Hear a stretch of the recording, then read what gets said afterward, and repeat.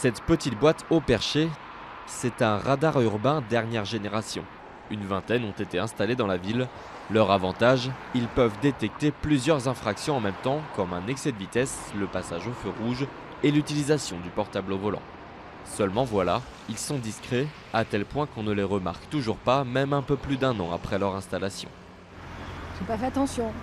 Vous l'aviez pas vu? Non. Problème, dans un autre quartier, celui-ci est particulièrement difficile à repérer. Et si pour certains il n'est pas ici par hasard, S'il est là, c'est que forcément il y a dû avoir des excès de vitesse. Ça permettra peut-être aux personnes de respecter un peu plus les règles de circulation. pour d'autres, ce radar ne devrait pas être là.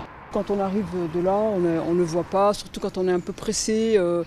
Voilà, mais en côte en plus, c'est pas sympa parce que de l'autre côté, il n'y en a pas. Je trouve que c'est bon, c'est un petit peu abusif, surtout dans le centre-ville où on est de toute façon limité par la vitesse. Avis partagé par la mairie qui a demandé à la préfecture que certains de ces radars soient déplacés.